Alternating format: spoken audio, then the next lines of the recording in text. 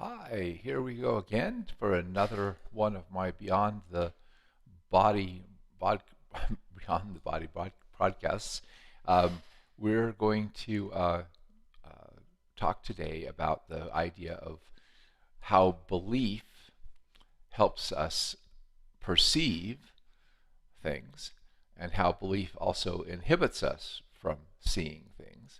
And this way, we're going to get into a lot about why beliefs and changing beliefs is so important.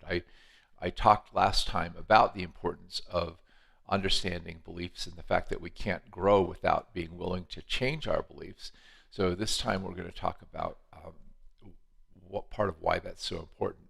So I learned back in college, my first communications class, majoring at the University of Utah about this, but I had encountered it before in an interesting way with a little cartoon movie called The Point that was narrated by Ringo Starr. And one of my favorite scenes in that cartoon was where Oblio, the little protagonist in the story, runs into the Rock Man, and the the Rock Man is trying to explain to him that there's nothing pointless about this pointless forest that he's supposedly in. And he asks Obilo, "Did you ever see a dinosaur?" And he says, "No." And then he says, "Did you ever see a pterodactyl?" And Obilo says, "No." Then he says, "Did you ever want to see a pterodactyl?" And Obilo says, "Well, no." And he says, "Well, there you have it. You see what you want to see and you hear what you want to hear." Now, that's kind of a ridiculous direction to put it, but it's really, really true. In my communications class, we learned that we all have something called selective attention. We also have selective perception, and we have selective retention. I'm going to explain each one of these things. Now, recently, I bought a camper trailer. Now, I've wanted one of these things for a long, long time, but because we're selling our house and we're going to be moving, and I wanted to actually have something to live in so we weren't in a rush to find a new home and we would be able to take care of our two dogs, I thought having a little camper trailer that we could stay in while we were looking around for where we wanted to live would be a good idea. So for about 6 months, I was actively looking on Facebook Marketplace for people who are selling trailers in our area. And during that time, when I was looking for a trailer, it seemed like everywhere I looked, driving down the highway, I saw trailers. And the same thing is true like a car. If you're thinking about buying a particular car, suddenly you see that car everywhere. And the reason this happens is because you are constantly being flooded with more information than you can consciously process at any given time. So there are parts of your brain that filter what you're seeing out there in the world, what you're hearing, all the sensory input that's coming in, and alert you when something is there that matches something that you're looking for. In other words, by setting an intention or having something inside of me that wants to achieve something, I am able to selectively filter the information coming into me to get me the information that will match what my goals are, what my beliefs are, and so forth. So when I first had my initial emotional healing experience that launched me into all of this, that whole experience, I had this realization that a certain deeply held belief that I had started to develop as a very small child, like 2, 3, 4 years old, had affected my entire life in that I had been unable to see what was truly out there in reality and had instead filtered it to match the belief. And specifically, this was because of some early childhood things, including the very painful birth I was in and being stuck in an incubator, and the fact that my mom was very emotionally disturbed, especially when I was young. She got better as got older, partly because I got her on a better nutritional program and helped to stabilize her brain functions. By the time she was older, we had a very good relationship. But young, she was just very, she was mildly schizophrenic actually, and so she could like turn on a dime and get kind of crazy and everything. And I had basically, because of my problems in my relationship with my mother, had instilled an internal belief that women couldn't love me and that I was somehow unlovable. And what I saw when I had this healing experience is I saw the many women in my life, including my mother, who did love me, and the fact that I had been blind to the women who really were attracted to me, and instead I was attracted to women who didn't love me. In other words, what I saw is that my brain was filtering my reality in order to make my belief true. And I talked about this, I think, a little last time, that we don't like to feel like we're wrong. None of us like to feel like we're wrong. So we tend to, if we have a very strong feeling about something, we want the idea and the feeling that's attached to it. We don't want to be wrong. We want to be right. So our brain will filter our perception in order to help us be right.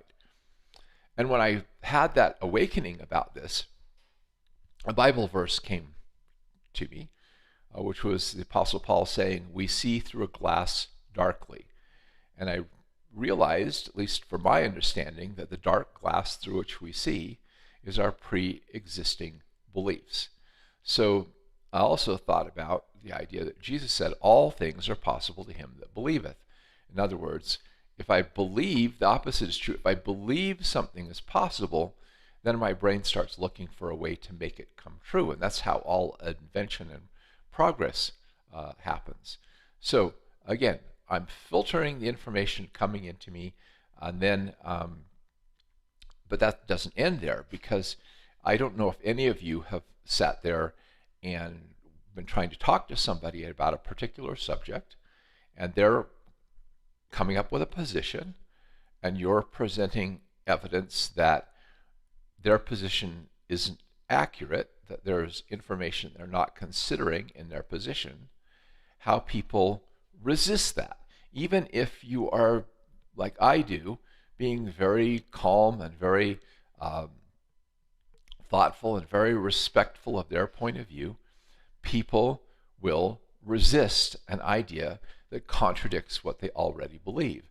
That's why I don't believe that the saying, "seeing is believing," is accurate, because many times people will refuse to see something because they believe so strongly that it's not true. And this is a problem of selective perception.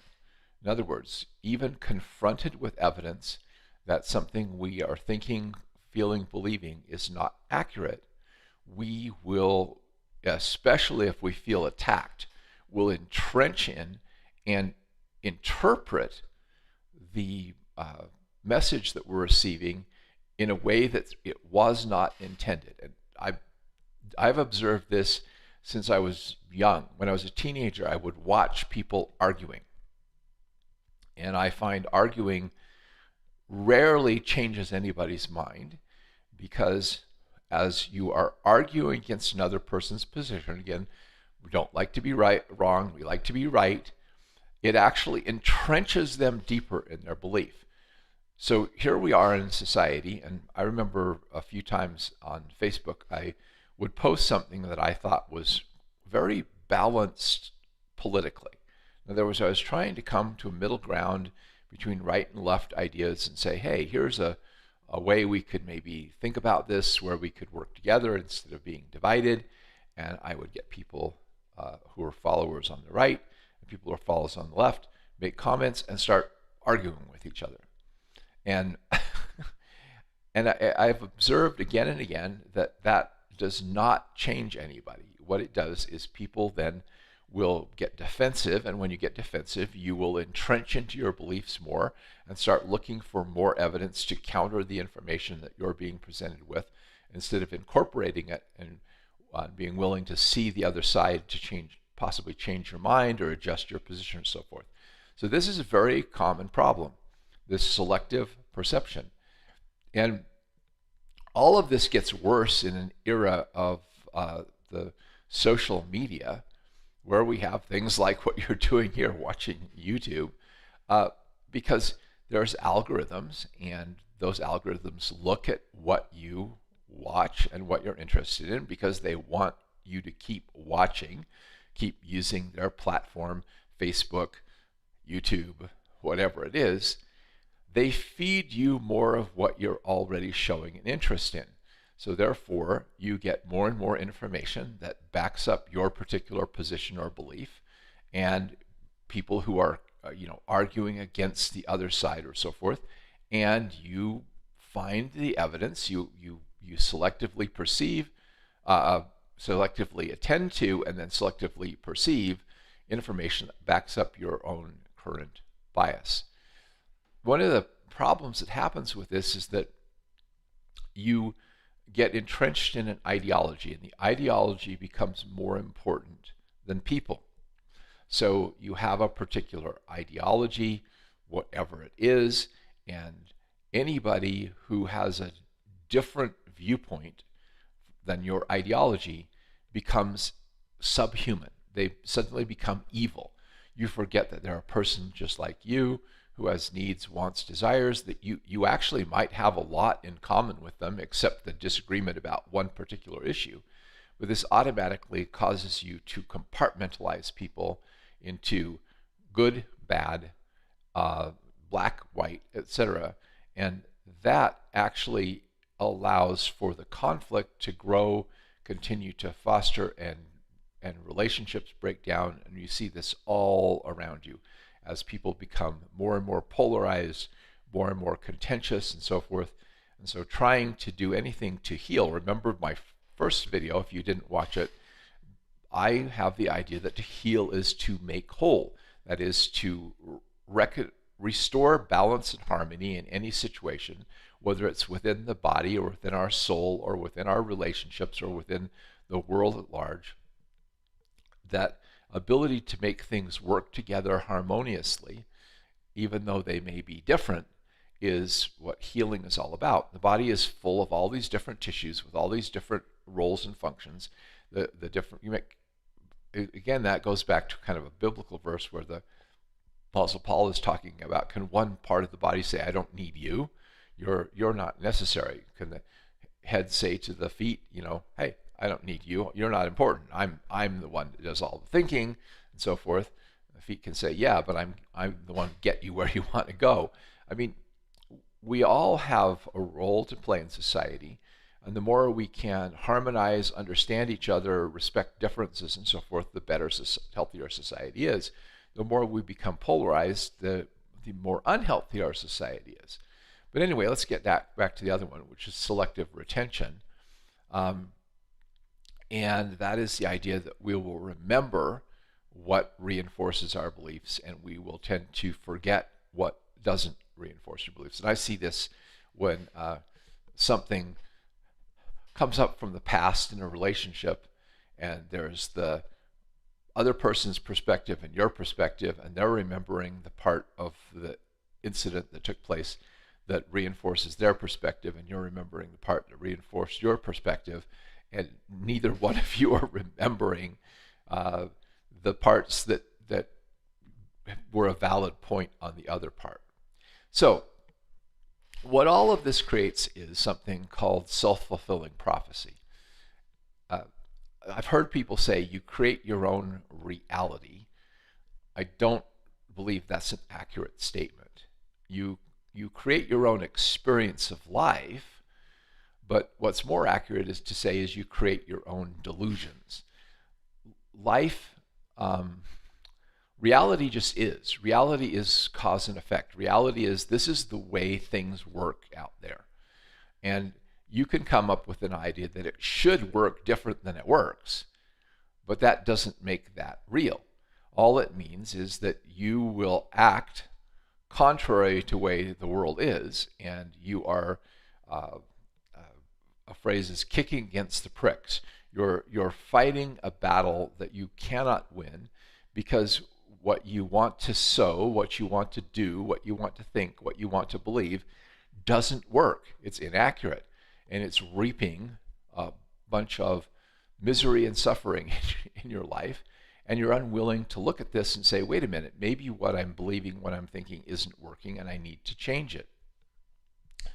So when I do what I call emotional healing, part of it is uncovering these belief systems and then going through processes that help people examine them and think them through and see through a false belief that is not working. When I say a false belief, I mean that that belief is inhibiting the person from having things that they should have, the happiness they should have, the prosperity they should have, the relationships they should have. So let me explain a little bit about how this works and kind of wrapping this up. I was teaching an emotional healing workshop somewhere, and I actually had a student who walked out and refused to continue to participate because I was trying to explain a concept and it really offended them. And no matter how hard I tried to explain that what they were perceiving in what I was saying was not what I was saying, they just locked in and couldn't handle it. And I was talking about the idea of believing you're a victim. So, okay, and what I was trying to explain is all of us can be a victim in certain circumstances. Like, you know, if someone breaks into our house and steals our stuff, we're a victim. If someone jumps us from behind an alley and beats us up and takes our wallet, we're a victim. Of being victimized means that somebody did harm to you, okay? And so we all can experience being a victim. But if I believe, that is, I adopt the belief that I am, that we'll talk about the to be verb in another episode. If I believe I am a victim, that means that I am not just a victim in certain circumstances. I am a victim systemically, globally. And if I absorb a belief like that, then my brain has to start finding ways to make that true. And so think of it like this. If I want to play a character, if I want to play the role of a good guy in a play, I have to have the role of a bad guy to play against in order to play that role. So if I want to play the role in life of being a victim, I have to attract people who are going to abuse me or take advantage of me or do things to me that make me a victim. Just like I realized that because I had a belief women couldn't love me, my brain focused on women who didn't love me to pursue because it matched my belief. I couldn't see or perceive women who actually liked me or recognize the signs that they liked me because it didn't match my belief. That was like this blinding revelation to me that has driven my entire thing with emotional healing. So what I was trying to explain is if you adopt that belief, your subconscious mind will act it out for you. And you will always find yourself being victimized. I remember I had somebody who was working with me at one time, and she, believed that, I don't know whether it was this belief she was accident prone, but I've never seen anybody in such a short period of time, I think she was only around for like 5 or 6 months, have so many accidents, so many things that happened. And I figured there must be something in our subconscious mind that is actually reinforcing this thing that, I'm accident prone. I exist in the state of being accident prone. Let me just tell you, in wrapping this up, another one that I recognized in myself earlier that I dealt with very successfully before I got involved in emotional healing, and that was I realized I had a poverty mindset. That is because both of my parents were always worried about money and thinking like, we don't have enough money, we don't have enough money. That went into my brain as we don't have enough money. I don't have enough money. And I had to actually work on changing that to develop what I call a prosperity mindset, the idea that we do have enough money. And I did that by basically adopting a affirmation: God provides sufficient for every need. And anytime something came up about money, I would just simply recite that in my brain. And what was interesting was this, okay? It wasn't that that magically made no problems with money. What it did is when there was a situation coming up that required money, instead of my wasting my energy spinning wheels worrying about it, it actually reprogrammed my brain to see and find solutions to whatever the problem was. I hope you understand that. In other words, by changing my belief, it opened me to perception. Well, how can I get the money I need, or how can I fix this, or whatever, instead of, oh, this is just a problem, it's unsolvable, and so forth. And I'll close with one other example that I find really, really interesting. I went through a period where I had, been kind of the nice guy for a long time, and I had really not allowed myself to integrate with my own anger. And so I was working on trying to get in touch with my own ability to be angry. And when I did, it was like this lid blew off, and I was just pissed. I was, all the times that people had taken advantage of me, all the times I'd felt abused, everything, I could see all this. And it wasn't as much that I was angry with all of those people as I was angry at myself for having allowed myself to be treated that way, for not having stood up for myself, for not having said no to some of these people who were making unreasonable demands, or expecting me to take care of them when they showed no reciprocal respect for me. So during that period, I was really angry, and I didn't want to be close to anybody. I didn't want any relationships. And what was really interesting, I always heard, women are attracted to bad boys. And while I was in that state that I would have just gladly just used you, chewed you up, and spit you out because I was so angry, I had more women flirt with me, come on to me sexually in that 6-month period than I ever have at any other time in my life. I could have had lots of sex with a whole bunch of women, but there was something that inhibited me from doing it. And that was because if they're attracted to me when I'm not interested in a relationship with them, when all I would do is just use them for sex and dump them, that's dysfunctional. That means that there's a problem in their belief system, that they don't feel worthy of a man, that they're attracted to that strength, but they don't feel worthy of a man who will use that strength to in other words, I would just be playing into their self-fulfilling prophecy. Men use you and abuse you. Just like I was into mine that I couldn't love them. So fortunately, as I came out of that period, I got into a more balanced state and was eventually able, in working through my own issues, to attract a woman where we have a more balanced relationship.